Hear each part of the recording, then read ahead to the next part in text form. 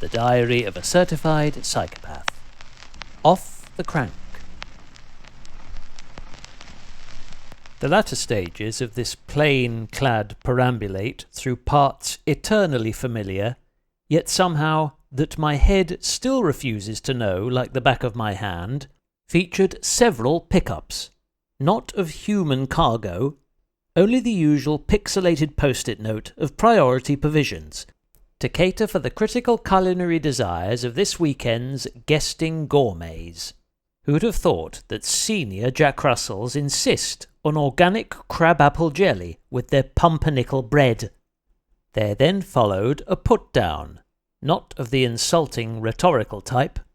just 2 large pads of premium carpet samples, originally obtained from our town's most prominent and popular supplier. In this instance, for my maternal business partner's forensic review. Textures included ribbed, dimpled, and fine or coarse looped,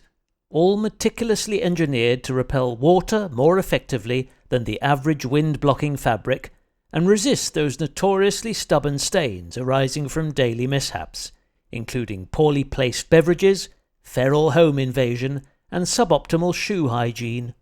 The elaborate and highly marketable monikers of these products are, rather like Farrow & Ball's patent-pending paint shades, vape pod flavours, and exotic strains of herbal tea, all interchangeable with those of thoroughbred racehorses.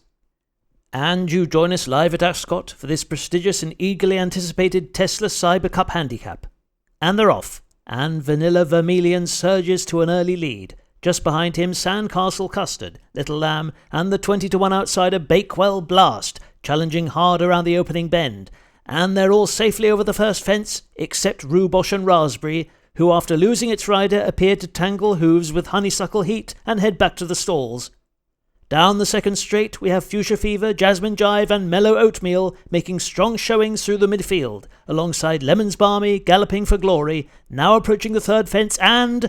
Little Lamb has fallen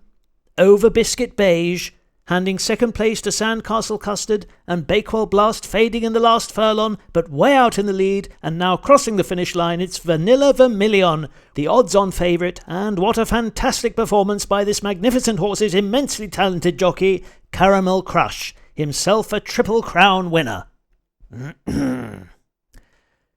Not even the shallowest data dives are required or productive for unconditionally recuperative psychotherapy.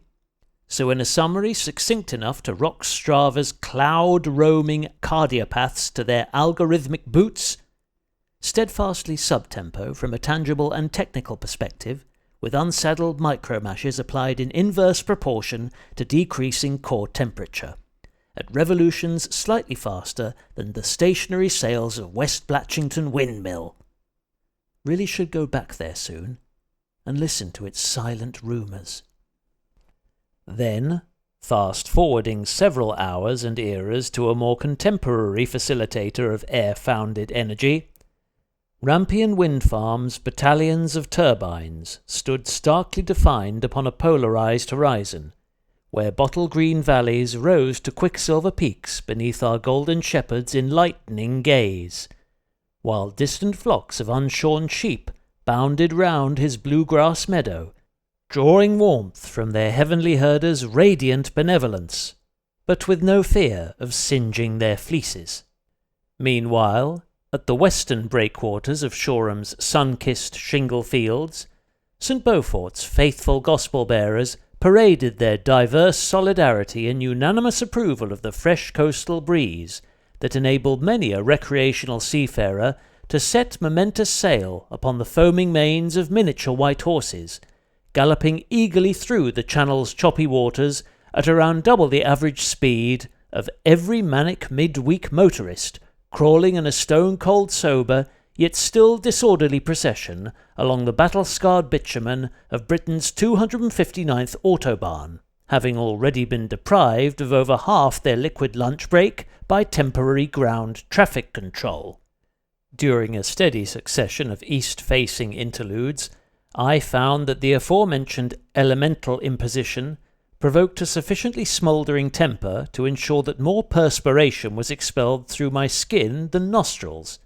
but did not harbour the necessary latent heat to dry out that fine sheen of sweat which routinely forms across the chest and shoulder blades whenever one's aerobic efforts induce body temperatures which their heart deems unsafe, despite their head's vehement disagreement.